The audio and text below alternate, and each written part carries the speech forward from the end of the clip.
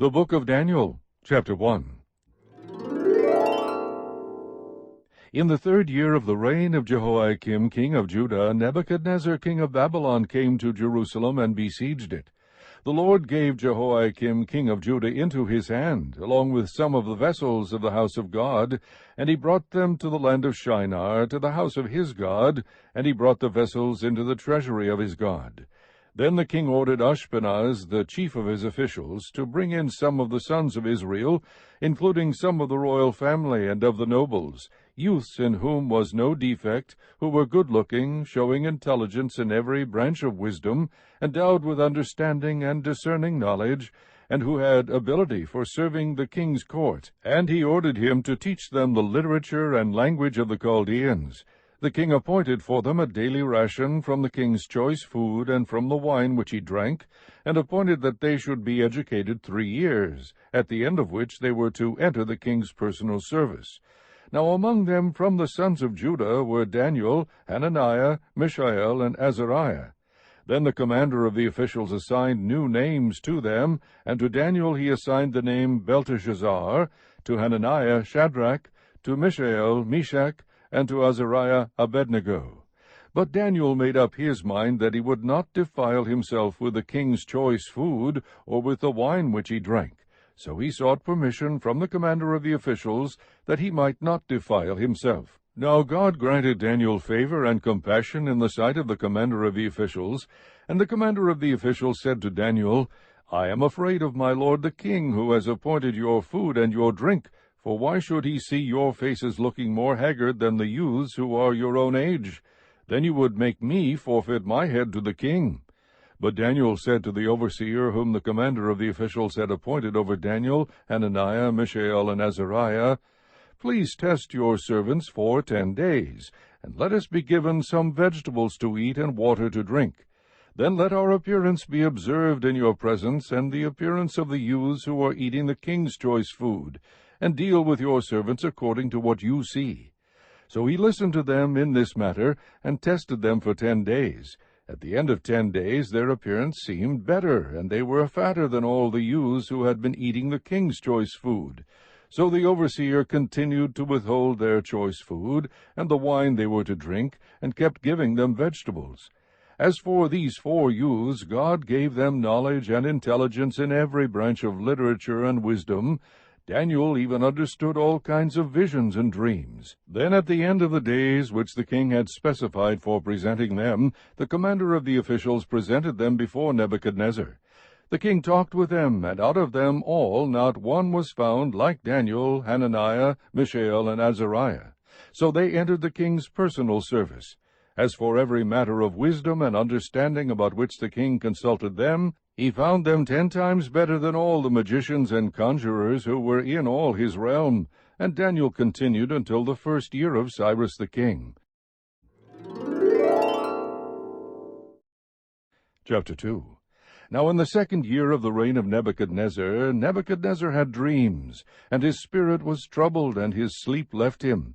Then the king gave orders to call in the magicians, the conjurers, the sorcerers, and the Chaldeans to tell the king his dreams. So they came in and stood before the king. The king said to them, I had a dream, and my spirit is anxious to understand the dream. Then the Chaldeans spoke to the king in Aramaic, O king, live forever. Tell the dream to your servants, and we will declare the interpretation. The king replied to the Chaldeans, The command from me is firm. If you do not make known to me the dream and its interpretation, you will be torn limb from limb, and your houses will be made a rubbish heap. But if you declare the dream and its interpretation, you will receive from me gifts and reward and great honor. Therefore declare to me the dream and its interpretation. They answered a 2nd time and said, Let the king tell the dream to his servants, and we will declare the interpretation. The king replied, I know for certain that you are bargaining for time, inasmuch as you have seen that the command from me is firm, that if you do not make the dream known to me, there is only one decree for you. For you have agreed together to speak lying and corrupt words before me until the situation is changed. Therefore tell me the dream, that I may know that you can declare to me its interpretation. The Chaldeans answered the king and said, There is not a man on earth who could declare the matter for the king, inasmuch as no great king or ruler has ever asked anything like this of any magician, conjurer, or Chaldean. Moreover, the thing which the king demands is difficult, and there is no one else who could declare it to the king except gods, whose dwelling place is not with mortal flesh. Because of this the king became indignant and very furious, and gave orders to destroy all the wise men of Babylon. So the decree went forth that the wise men should be slain, and they looked for Daniel and his friends to kill them.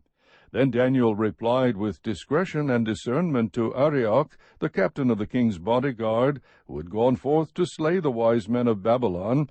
He said to Arioch, the king's commander, For what reason is the decree from the king so urgent? Then Arioch informed Daniel about the matter. So Daniel went in and requested of the king that he would give him time, in order that he might declare the interpretation to the king. Then Daniel went to his house and informed his friends, Hananiah, Mishael, and Azariah, about the matter, so that they might request compassion from the God of heaven concerning this mystery, so that Daniel and his friends would not be destroyed with the rest of the wise men of Babylon. Then the mystery was revealed to Daniel in a night vision. Then Daniel blessed the God of heaven. Daniel said, Let the name of God be blessed forever and ever, for wisdom and power belong to him. It is he who changes the times and the epochs. He removes kings and establishes kings. He gives wisdom to wise men and knowledge to men of understanding. It is he who reveals the profound and hidden things. He knows what is in the darkness, and the light dwells with him. To you, O God of my fathers, I give thanks and praise, for you have given me wisdom and power. Even now you have made known to me what we requested of you, for you have made known to us the king's matter. Therefore Daniel went in to Arioch, whom the king had appointed to destroy the wise men of Babylon. He went and spoke to him as follows, Do not destroy the wise men of Babylon. Take me into the king's presence, and I will declare the interpretation to the king. Then Arioch hurriedly brought Daniel into the king's presence, and spoke to him as follows, I have found a man among the exiles from Judah who can make the interpretation known to the king. The king said to Daniel, whose name was Belteshazzar, Are you able to make known to me the dream which I have seen and its interpretation? Daniel answered before the king and said, As for the mystery about which the king has inquired, neither wise men, conjurers, magicians, nor diviners are able to declare it to the king. However, there is a God in heaven who reveals mysteries, and he has made known to King Nebuchadnezzar what will take place in the latter days. This was your dream and the visions in your mind while on your bed. As for you, O king, while on your bed your thoughts turn to what would take place in the future. And he who reveals mysteries has made known to you what will take place. But as for me, this mystery has not been revealed to me for any wisdom residing in me, more than in any other living man, but for the purpose of making the interpretation known to the king, and that you may understand the thoughts of your mind. You, O king, were looking, and behold, there was a single great statue. That statue, which was large and of extraordinary splendor, was standing in front of you, and its appearance was awesome. The head of that statue was made of fine gold, its breast and its arms of silver, its belly and its thighs of bronze, its legs of iron, its feet partly of iron and partly of clay. You continued looking until a stone was cut out without hands, and it struck the statue on its feet of iron and clay, and crushed them. Then the iron, the clay, the bronze, the silver, and the gold were crushed all at the same time, and became like chaff from the summer threshing floors, and the wind carried them away so that not a trace of them was found. But the stone that struck the statue became a great mountain, and filled the whole earth. This was the dream. Now we will tell its interpretation before the king. You, O king, are the King of kings, to whom the God of heaven has given the kingdom, the power, the strength, and the glory. And wherever the sons of men dwell, or the beasts of the field, or the birds of the sky, he has given them into your hand, and has caused you to rule over them all. You are the head of gold. After you there will arise another kingdom inferior to you. Then another third kingdom of bronze, which will rule over all the earth. Then there will be a fourth kingdom as strong as iron, inasmuch as iron crushes and shatters all things, so like iron that breaks in pieces, it will crush and break all these in pieces. In that you saw the feet and toes, partly of potter's clay and partly of iron, it will be a divided kingdom, but it will have in it the toughness of iron, inasmuch as you saw the iron mixed with common clay. As the toes of the feet were partly of iron and partly of pottery, so some of the kingdom will be strong, and part of it will be brittle. And in that you saw the iron mixed with common clay, they will combine with one another in the seed of men, but they will not adhere to one another, even as iron does not combine with pottery. In the days of those kings the God of heaven will set up a kingdom which will never be destroyed, and that kingdom will not be left for another people. It will crush and put an end to all these kingdoms, but it will itself endure forever. Inasmuch as you saw that a stone was cut out of the mountain without hands, and that it crushed the iron, the bronze, the clay, the silver, and the gold, the great God has made known to the king what will take place in the future. So the dream is true, and its interpretation is trustworthy.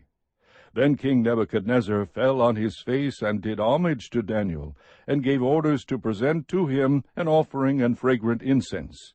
The king answered Daniel, and said, Surely your God is a God of gods, and a Lord of kings, and a revealer of mysteries, since you have been able to reveal this mystery. Then the king promoted Daniel, and gave him many great gifts, and he made him ruler over the whole province of Babylon, and chief prefect over all the wise men of Babylon. And Daniel made request of the king, and he appointed Shadrach, Meshach, and Abednego over the administration of the province of Babylon, while Daniel was at the king's court.